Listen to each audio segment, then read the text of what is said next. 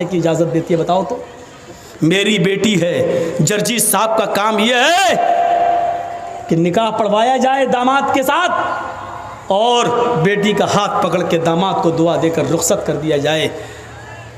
दामाद के साथ जो चले आ रहे हैं 100, 200, 500 आदमी, उनको खिलाने की जिम्मेदारी मौलाना जर्जीस के ऊपर नहीं है, शरीयत ने नहीं दी है। शर्म नहीं आती? खाते हो तो लड़की वालों के घर खाते हो, खाना चाहिए तो लड़के वालों के घर खाना चाहिए। वलीमा करो, कौन मना करता है? वलीमे में 100 आदमी की दावत कर रहा, बारात में 500 आदमी ले जा रहा है। वलीमा कर ना, 500 नहीं 1000 को बुला। एक दिन वलीमा कर, दूसरे दिन भी कर, 20 दिन वलीमा कर, शरीयत तुझे इजाजत देती है। तुझे खुशियां कर, लेकिन लड़की वाले पर बोझ मत बन। लड़की वाले ने 18 साल 20 साल पाल पोस कर अपनी लड़की बड़ी करके तुझे दे दी, बहुत बड़ा काम कर दिया, ये बहुत बड़ी कुर्बानी दे दी, लेकिन उस लड़की को लेने के लिए भी 500 आदमी जाएं, 400 जाएं, ये चोर जाएं। और डाकू मैं इसलिए कह रहा हूं, वहां जा गए, वहां बैठ गए, मालूम है कि अब बड़ा नहीं खिलाएगा। क्यों? क्योंकि लड़के के बाप ने पहले ही कह दिया 400 लेके आ रहा हूं, जहेज में 2-4 आइटम कम दे देना चलेगा, लेकिन मेहमानों की इज्जत अच्छी कर लेना। हमारे साथ जो 300 आदमी बाराती आ रहे हैं ना, इनकी खातिरी अच्छी तरीके से कर लेना। ये भीख मांगने की इंटरनेशनल स्टाइल है। मतलब जानते हो क्या हुआ? मैं जर्जी साहब का बेटे की शादी, जर्जी साहब क्या कह रहे हैं सुनो, मोटर आइटम 1-2 कम कर लेना जहेज में चलेगा, लेकिन 250-300 आदमी जो लेके आ रहा ना, इनकी खातिरी ज़रा अच्छी कर देना। ये अच्छी कर देने का मतलब समझ रहे हैं आप? मतलब बड़े का आइटम नहीं, सब मटन रहना चाहिए, चिकन भी पोल्ट्री वाला नहीं, देसी रहना चाहिए। ये भीख मांगने की एक नई स्टाइल है, इंटरनेशनल स्टाइल। और जो ये कहता है तू कितना बड़ा अमीर बना हो, चाहे कितना साहूकार, मौलवी जर्जीस कहता है तू इंटरनेशनल भिखारी है, जा, बुरा लगता है तो लगता रहे। तेरा अमीरपन और तेरा साहूकारीपन मेरे जूते के बूट के नीचे नहीं समझता तुझे कुछ। क्या करेगा तू, मेरा कर ले। लड़की वाले पर बोझ बनेगा, लड़की वाले के यहाँ खाना खाएगा, लड़की वाले के यहाँ बारात में 250-300 आदमियों को लेके जाएगा। लड़की वाले के ऊपर कोई जिम्मेदारी आयत नहीं होती है कि वो सबको खिलाए। इस चीज़ को ख़त्म करिए समाज से। और इंटरनेशनल भिखारियों को देखिए, कौन बाइक दे देना, मेरा लड़का 5 लाख की दुकान पे बैठता है, तू 50,000 की बाइक भी नहीं दे सकता? अबे कटोरा लेके भीख मांगना।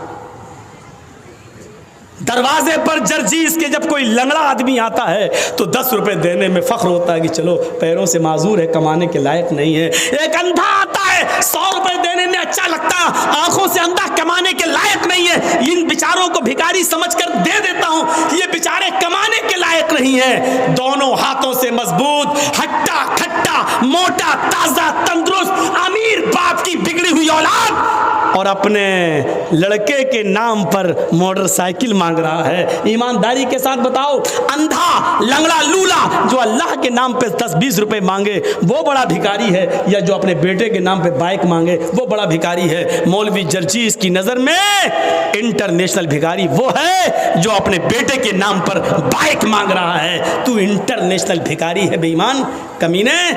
तू उस भिखारी से बड़ा है जो लंगड़ा और लूला और अंधा और अपाहिज है, तू उस भिखारी से बड़ा है, तू इंटरनेशनल भिखारी है।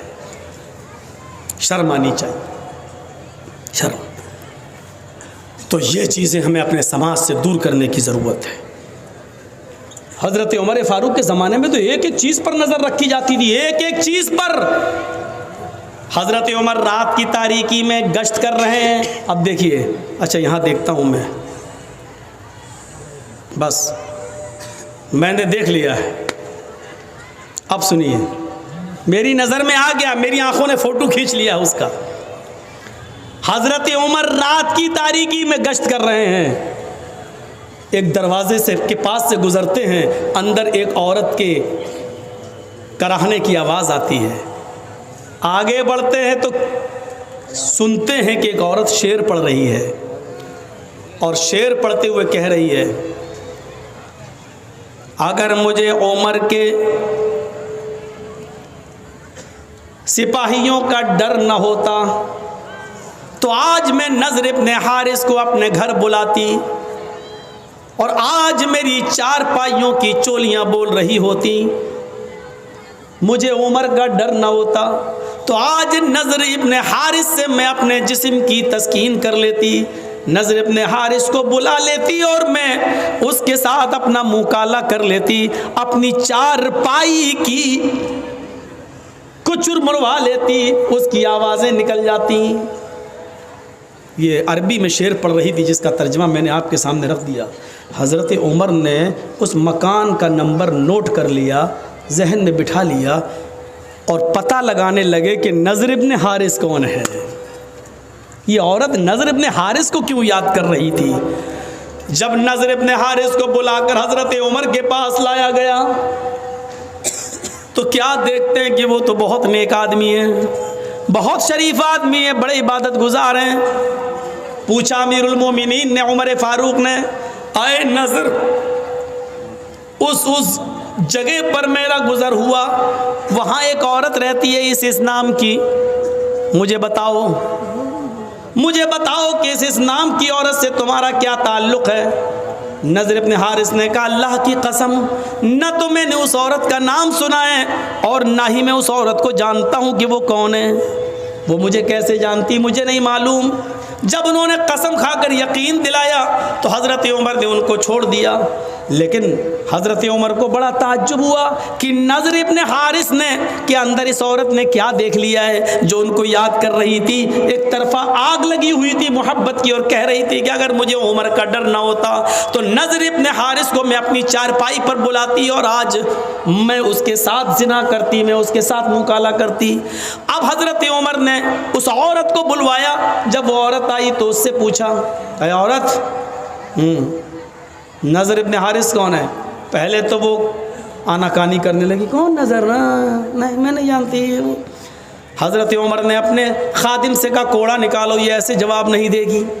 जब हज़रत उमर फारूक ने कोड़े को लहराया तो कहने लगी, बता रही हूँ। कोड़ा देखते ही कहने लगी, बता रही हूँ। फिर उसने बताया कि नज़र इब्न हारिस मुझे नहीं जानता, लेकिन मैं नज़र इब्न हारिस को अच्छी तरह जानती हूँ और मेरा दिल उसके ऊपर आमादा है। मेरा शौहर कई सालों से गया हुआ है, अभी तक लौट कर नहीं आया है। तो कहा, ये बताओ, नज़र इब्न हारिस तो तुम्हें जानते ही नहीं है, फिर क्या बात है। तुम्हें नज़र के अंदर क्या चीज़ अच्छी लगी, कौन सी चीज़ है नज़र की जिसने तुम्हारे दिल में नज़र के लिए जगह बना ली। औरत कहती है, अमीरुल मोमिनीन, हमें नज़र इब्न हारिस के आगे के बाल बहुत अच्छे लगते हैं, उनके जुल्फ़ें बहुत अच्छी लगती हैं। जब वो अमामा या पगड़ी उतार लें तो उनके बाल आगे के बड़े खूबसूरत हैं और इन बालों की वजह से मेरा दिल नज़र इब्न हारिस के ऊपर आ गया। आपने कहा, जाओ। अब नज़र इब्न हारिस को दोबारा बुलाया गया। नज़र इब्न हारिस जब दोबारा आए, अमीरुल मोमिनीन ने कहा, आए नज़र, पगड़ी उतारो। नज़र इब्न हारिस ने जब अमामा उतारा, पगड़ी उतारी, तो क्या देखते हैं कि इधर के आगे के बाल वाकई उनके बड़े हुए हैं। यहाँ आप पीछे के बाल बढ़ा सकते हैं थोड़े बहुत, यहाँ तक, यहाँ तक, यहाँ तक, लेकिन आगे के बाल आप, ये जुल्फ़ें जो होती ना, कभी देखा, कभी कभी कुछ लोग तेरे नाम, सलमान खान हिजड़े जैसी वो एक्टिंग ऐसे, ये आगे के बाल सही नहीं। कुरान ने आगे के बालों के बारे में क्या कहा, लनस्फ़अन बिन्नासिया, क़यामत के दिन हम अबू जहल को पेशानी पकड़कर घसीटेंगे और घसीट कर जहन्नम में डाल देंगे। पेशानी, माथा थोड़ी पकड़ा जाता है, कोई पकड़ के दिखाए, पकड़ जाएगा नहीं। तो पेशानी पकड़ने का मतलब ये आगे के बाल, ये बाल पकड़कर अबू जहल को घसीट कर उसको जहन्नम में डाला जाएगा क़यामत के दिन।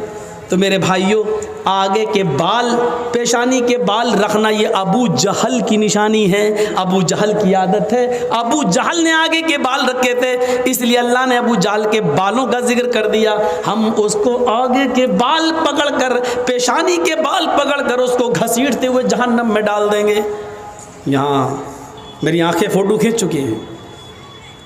अब सोच लो किसके बाल मोहम्मद रसूलुल्लाह की तरह हो, किसके बाल अबू जहल की तरह, सोच लो।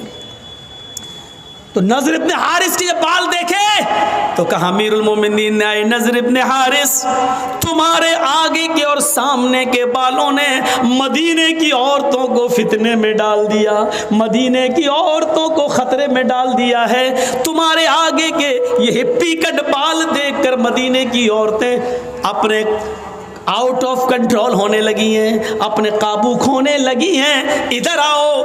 नज़र इब्न हारिस को बिठाया, फिर एक बार्बर को, एक नाई को बुलाया, हज्जाम को बुलाया और पूरा उस तरह लेकर उनके सर के सारे बाल घोंट डाले, गंजा कर दिया, टकला। कुछ टकले हमारे देश को भी चला रहे हैं, बिल्कुल बाल उसके अलग कर दिए एकदम। नज़र इब्न हारिस ने कहा अगर मेरे बाल देखकर दूसरा फिदा हो रहा है तो इसमें मेरी क्या गलती है, मैंने थोड़ी कहा था। अमीरुल मोमिनीन कहते हैं गलती तुम्हारी है, तुमने आगे के इतने अच्छे बाल रखे ही क्यों हैं? न ये बाल रहेंगे और न तुम से लड़कियां फितने में पड़ेंगी। बाल ही काट दिए और उनके सर पे अब अमामा बांध दिया।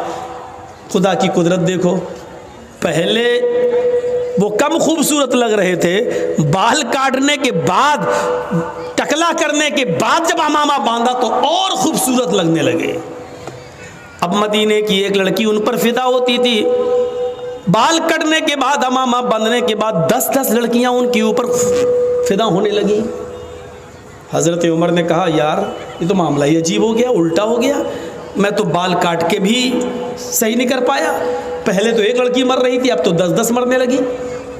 तो कहा मेरा क्या कसूर है? कहा तुम्हारा कसूर नहीं है, लेकिन तुम्हें अब मदीने में रहने की इजाज़त नहीं मिलेगी। तुम जब तक मदीने में रहोगे तो मदीने की लड़कियां फितने में मुब्तला हो जाएंगी, इसलिए सारी लड़कियों को तो मदीने से निकाला नहीं जा सकता, तुम्हें हम मदीने से निकाल रहे हैं। कहा अमीरुल मोमिनीन मदीने से निकाल के आप जहाँ भेजेंगे वहाँ की लड़कियाँ फितने में पड़ेंगी। कहा कि मैं ऐसी जगह तुम्हें भेज रहा हूँ जहाँ मुसलमान नहीं होंगे, हम तुम्हें ईसाइयों की बस्ती में भेज रहे हैं और तुम्हारे ऊपर ये जिम्मेदारी डाल रहे हैं कि तुम वहाँ जाकर दीन की तबलीग करोगे, दीन की दावत दोगे, दीन का पैगाम पहुँचाओगे। वहाँ रहने के बाद अगर कोई इस्लाम ले आती है और उसके बाद तुमसे शादी करना चाहती है तो शादी करने में कोई हर्ज की बात नहीं है, कम से कम मदीने की लड़कियाँ तो फितने में महफूज रहेंगी फितने से। नज़र इब्न हारिस को दूसरी कंट्री में भेज दिया, दूसरे शहर में भेज दिया और जिम्मेदारी दे दी कि इतने महीने में, इतने दिन में इतना इतना काम, इतना दावत, इतनी तबलीग करके और पूरी एक लिस्ट बनाकर हमें भेजो। जब दिन भर काम ही में रहोगे और फिर ये ईसाई होने की वजह से शायद मुसलमान समझकर तुमसे प्यार ही ना करें, इसलिए तुम इनसे दूर रहना और तुम भी और इनके फितने में मत आना। तो मेरे प्यारे साथियों, हज़रत उमर ये करते थे, एक के बड़े बाल देखे तो उसको भी काट डाले। हमारे समाज के अंदर अभी कोई लड़का किसी लड़की को लेकर भाग जाए, पंचायत बैठ जाएगी, दूसरे दिन मुखिया आ जाएंगे, सरपंच साहब आ जाएंगे, साहब तेरा लड़का उस लड़की को लेकर भागा, हाँ क्या हो, 2 लाख रुपए जुर्माना दो, उसकी लड़की की ज़िंदगी बेकार हो गई, बेचारी बदनाम हो गई, या इस लड़के के साथ अब निकाह करो, चलो, या तो निकाह करवा दिया जाएगा या जुर्माना मुतय्यन कर दिया जाएगा। जिस तरह लड़का लड़की को लेके भाग रहा है उसकी पंचायत तुम बिठा देते हो। समाज के अंदर किसी के आगे के बड़े बाल हैं, कितनी पंचायतें बिठाई हैं। शराब कोई पीता है समाज के अंदर, कभी पंचायत बिठाई है? नमाज नहीं पढ़ते हैं लोग, मस्जिदों के सामने